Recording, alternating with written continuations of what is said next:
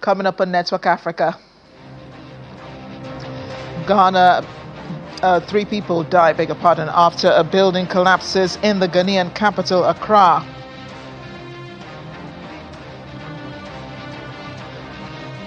A look at the impact of the Iran war on the Sahel states in West Africa. Our correspondent Mo Aliyu is our guide. Plus, General Secretary of the Confederation of African Football, Veron Mosengo Omba, steps down.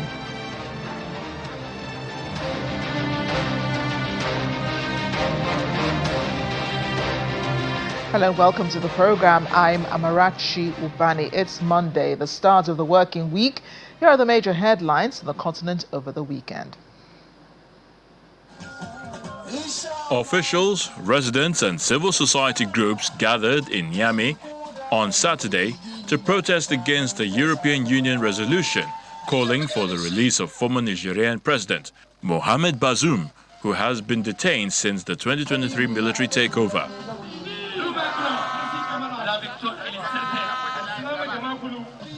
Footage shows demonstrators, including civilians and military figures, assembling with flags and placards, listening to speeches and chanting in support of the current authorities. The world is undergoing a period of rapid transformation. Old balances are faltering, power dynamics are being redefined, and people long relegated to the margins of history are rising up to take control of their own destiny. One reality is becoming clear. The era of unchallenged domination is drawing to a close, said civil society figure Abdourahmane Oumaro. L'Union européenne a oublié que depuis le 26 juillet 2023, we firmly reject this resolution. It constitutes unacceptable interference in the affairs of a sovereign state and reflects the persistence of paternalistic attitudes that our peoples have definitively left behind, he added. logique qui devait être suivie. Votre présence massive, votre engagement et votre détermination.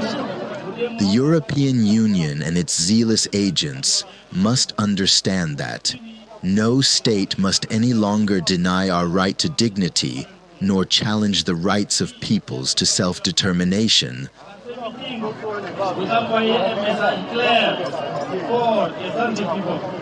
Mamadou Haruna Jingali, head of the Consultative Council for Rebuilding, reiterated the position of Niger's transitional authorities. The EU resolution condemned the detention of Bazoum and his wife, along with others held since the coup, and called for their immediate release. The rally comes amid deteriorating relations between Niger and Western partners, including France, following the withdrawal of French troops from parts of West Africa. Niger, alongside Mali and Burkina Faso, has since formed the Alliance of Sahel States, AES, a bloc aimed at strengthening regional cooperation and reducing external influence. Traders and economists warn that Cameroonian businesses are grappling with mounting losses as disruptions to transit through the Strait of Hormuz push up sea freight costs and strain supply chains. Footage from Friday shows merchants at work as locals browse the market in Douala. Footage also shows scenes from the World Trade Organization 14th Ministerial Conference in Yaoundé, where attendees and journalists can be seen gathering at the venue. Le premier impact, c'est d'abord l'envolée du fret maritime. Economist Dr. Jean-Marie Beada explained that shipping routes have been rerouted by roughly 5,000 kilometers due to Iran's partial blockade of the Strait of Hormuz, forcing ships around the Cape of Good Hope. Ces par-là sont obligés de se retourner vers le golfe de l'océan Indien. Shipping companies have decided to increase the cost of sea freight. In the case of Cameroon, in the past, it might have been, say, $1,500. You now have to pay $3,500 for a 20-foot container and add another $1,000, making it $4,500 for a 40-foot container. As for the second impact, perhaps I should have looked beyond Africa to take the case of Europe. Europe, for example, where soaring petrol prices at the pump are no longer a figment of the imagination. Over there, it is a reality. Prices have skyrocketed. La flambée des cours du pétrole dans les raffineries. Je veux dire, business owners like Edwick Liu Changchumi reports that economy class tickets have reached nearly 2 million CFA francs, making it difficult for merchants to travel for stock procurement. Flights have become so expensive that we can't make ends meet. When it's like that, there's no way we can get by, no matter what we do. Even if we raise the prices per kilo, we can't make a profit. It's impossible. Merchants say that goods previously sold for 1,000 CFA francs must now be priced at 1,500 just to break even. But customers lack the purchasing power to meet these prices. We've got nothing left. We just go out like this and come home in the evening, and we can't even import goods because it's not worth it. Given the crisis, we're not getting by. So there's no point in importing goods if we're not making a profit. Dr. Biada identified a structural vulnerability in African economies, a reliance on the primary sector. He noted that by failing to win the technology race, these nations remain unable to process their own resources. de l'océan Indien. If Africa does not win the technology race, it will remain stuck in what is known as the primarization of the economy, he emphasized. So Africa must fight to win the technology race, as this will enable it to process its raw materials. The Strait of Hormuz is a critical global choke point with approximately 20% of the world's total oil and liquefied natural gas supplies passing through it daily. Amid the Middle East conflict, Iran's de facto blockade of the 21-mile-wide waterway has disrupted the transit of goods and about 20 million barrels of daily oil flow, pushing international oil prices up to $100 per barrel. Now, at least 3 people have been killed, dozens more injured after a 3-story building collapsed in Ghana. The building, unfinished, had been used as a church. It was located in a compound in the capital, Accra. Emergency teams were seen at the site of the collapse, including the army, police and fire personnel. They used excavators and sniffer dogs to search for those still missing as security forces cordoned off the area. The country's interior minister confirmed 3 people, a man and 2 women, died, while 20 others rescued at the site were taken to hospital for treatment. One eyewitness told of what happened. I had a call from one of the residents around that the school, one of the experimental schools had collapsed, so I had to rush in. When I came, I realized that it was this building behind me that had collapsed. That was a Get Fund project that had been there since 2012. So that is what had collapsed. And people were trapped inside because there was a church service ongoing.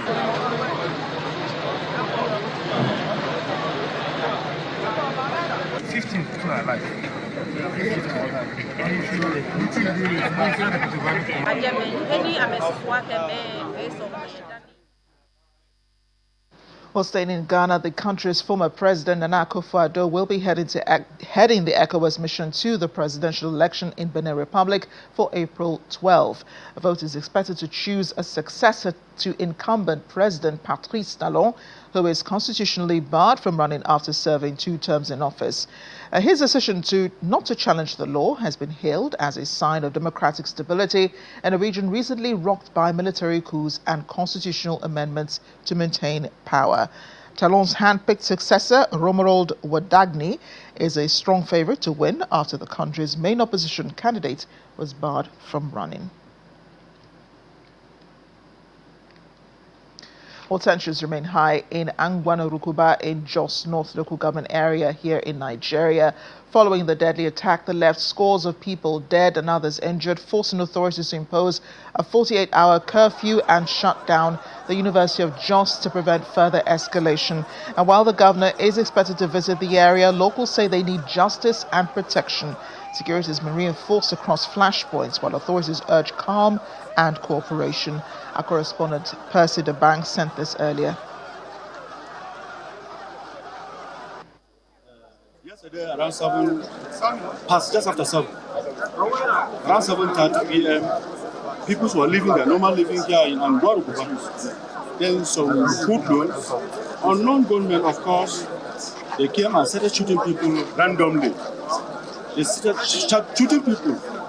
You know, this was a planned attack because people were trying, there is no how people would defend themselves. Because it took some minutes before the security men came in. Before then, so many people have been killed.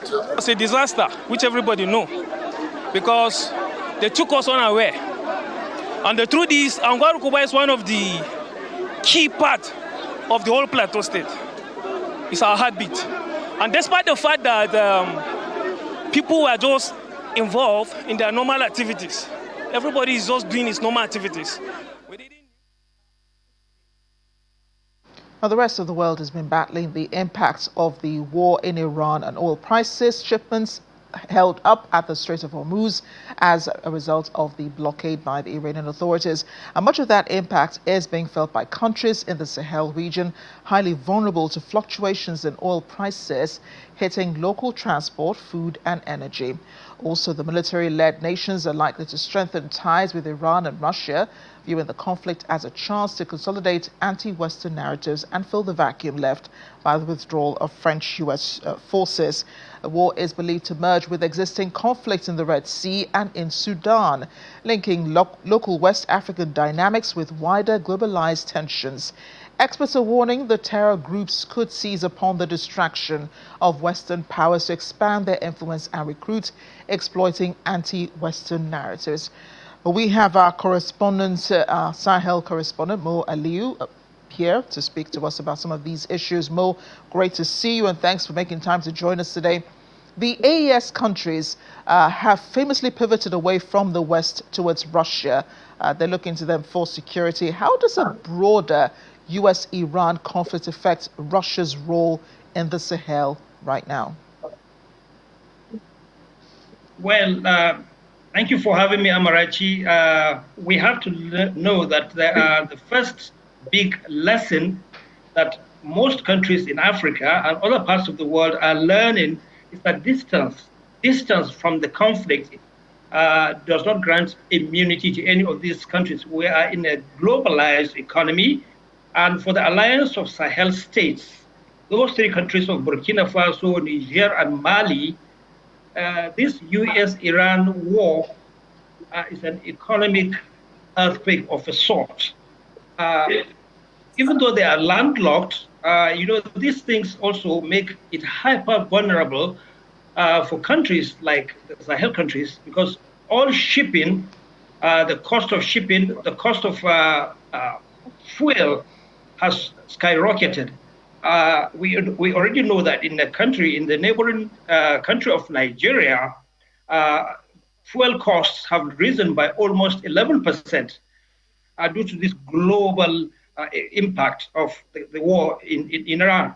So this actually translates to soaring prices, transport costs, food, inflation, and it's a direct hit on the pockets of average Nigerians, Malians, and Burkinabe citizens. So these countries are... Oh dear. It does appear we do have some connectivity issues with Mo's feed. We will try to reconnect with him, but thanks again, Mo. If you're able to reach us again, I can hear myself echoing in the background. Are you back, Mo? Okay, all right. We'll have to leave it at that. We'll take a short break now. This pinch, right. And by extension with Russia, one of the AES states for petroleum products and security in all these three countries. So this war is affecting those three countries because Russia is now more inclined to pay attention to the Iran-US war and also the ongoing conflict with it's having with Ukraine. That means these three Sahel countries are feeling the pinch on two fronts. Amarachi. Well, Mo, we had thought we'd have more time with you, but there was some problem with the connectivity. At some point while you were speaking, we almost cut you off. But now that you're back, we'll have to revisit this issue, Mo. We are running out of time, but we will reconnect with you tomorrow. Talk some more about this, the impact of the war in the Sahel region, as you are seeing it play out in the region itself. Thanks again, Mo.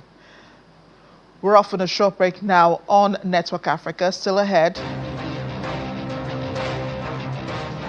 Well, Sierra Leone hosting a very special beauty pageant.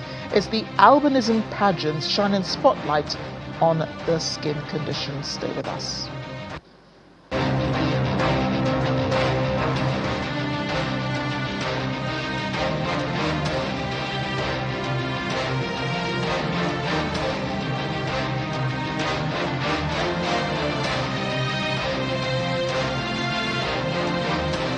Welcome back. Still watching Network Africa. Over 100 people are now known to have died in floods across Kenya, triggered by heavy rains in large parts of the country. The crisis is now said to be affecting 30 counties.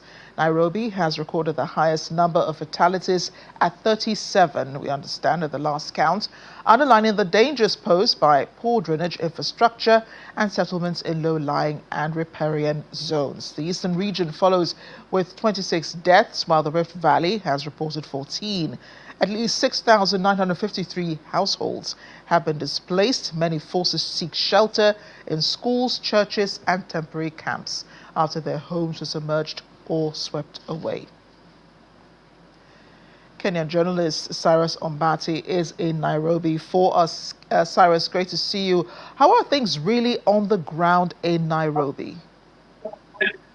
Well, thank you for having the show. Nairobi currently, it has not rained for the last 2 or 3 days, but the impact of the floods which were there in the past week are still being felt up to now, because some of the people who had been swept away by the floods are now being found on the riparian rivers and downstream, which are the rivers which are leading to the Indian Ocean. So Nairobi still is feeling the impact of the floods which we experienced a week ago also. Yeah, and so we know that most people have lost their homes, households are affected. Are there plans for evacuations? And which parts of the city are most affected? Yeah, it's true. Most of the parts of the city which are affected are the slum areas where the rivers run through, especially in a place called Madare, Roma. There's a place also called Mukuru Kwanjenga. Mostly these are people who are in low living areas where the rivers actually connecting through Nairobi. The government has been sending aid to the area in terms of food and shelter, tents and iron sheets to reconstruct their structures. Those who are living near the riparian areas are being evacuated to higher places because there are more rains expected to come the coming April. So the government has been doing so much in terms of evacuation to make sure that these people are kind of protected from further destruction or death. Cyrus, does the government know the economic impact of the rains, how they have impacted on people's businesses and jobs in the area? What are people really doing right now? The impact is huge, I can tell you, because we have around 7,000 people displaced so far in the countrywide, not alone Nairobi. Other parts of the country are affected in terms of displacement. This means that some schools are also affected, businesses are affected. So you see, these are families who are supposed to wake up every day to go for 1 or 2 activities to make business work. But now they are being displaced from their homes to again try to look for a way of living. So it does so much impact in terms of business and families themselves at large. Well, Cyrus, thanks for bringing us up to speed on this. And do stay safe and dry in Nairobi. Thank you so much. Thank you so much. Stay safe. To football now. On the continent, we're learning General Secretary of the Confederation of African Football, Veron Mosenge Omba, has stepped down. The Swiss Congolese official who left FIFA to take over as CAF General Secretary in 2021 said Sunday he was stepping down to devote himself to more personal projects. The Nigerian Football Federation said Samson Adamu is taking over as acting General Secretary. CAF announced in January last year that the Swiss Public Prosecutor's Office had decided to stop investigations against Mosengo Omba as they found no facts or legal basis to initiate legal proceedings after he faced allegations of financial wrongdoing. He said on social media, "Now that I have been able to dispel the suspicions that some people have gone to great lengths to cast on me, I can retire with peace of mind and without constraint, leaving the CAF more prosperous than ever." In the meantime, CAF President Patrice Motsepe, addressing a news conference in Cairo on Sunday, talked about Morocco being declared winners of the 2025 tournament following CAF's decision to overturn the result of the final. He said the CAF is clear on the need to follow its statutes and regulations, as well as those of FIFA. The president also announced that Senegal had been given the money, including 10 million Sengo, along with the trophy. So these are the there may be decisions that are taken by the CAF judicial bodies which I personally may not be excited about, and in fact which I may not agree with at all as a football spectator. But as the president of CAF, I have a duty to make sure that the independence and the integrity and the credibility of our judicial bodies are respected. We're very clear we have to follow the CAF and FIFA statutes and regulations, and we've given Senegal the money, and 10 million Sengo. We've given them the money and we've given them the trophy. And of course, Morocco is appealing. We're very clear in our position as far as CAF is concerned. Whatever decision is taken by CAS, we will respect that. The media said the CAF president supports a decision. I respect the decision. Whether I agree or disagree, whether I like it or not, it's irrelevant. I respect it and I've got to implement it. A very special pageant is taking place in Sierra Leone. 8 contestants taking the stage at the Mr. and Mrs. Albinism pageant in Freetown. It's all part of an initiative designed to challenge stigma and promote inclusion for people living with albinism. Contestants strutted on stage in beautiful evening outfits and intricate, colorful national clothing to the cheers of the audience. Organized by the Sierra Leone Association for Persons with Albinism, the event goes beyond a traditional beauty contest, serving as a powerful tool to confront discrimination. Through fashion, talent showcases, and personal storytelling, participants could embrace self-worth and confidence and address the social exclusion people with albinism face. Launched in 2025, the initiative serves as a vocal platform for social change with a core message that visibility, equality, and acceptance are not privileges, but rights.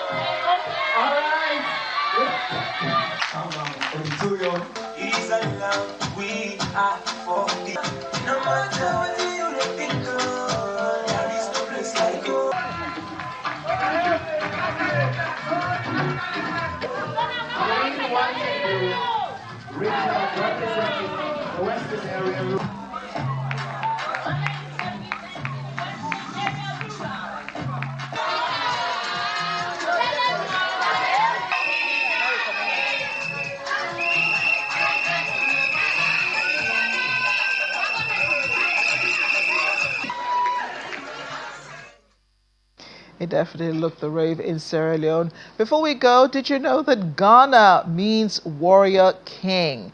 Originating from the Soninke language, it was the first country in West Africa to achieve independence, and that while English is the official language used in education and government, there are over 80 ethnic languages spoken in Ghana, with Akan being the most widespread. If you did not know, now you know. That's the program today. Thanks for watching. I'm Amarachi Ubani.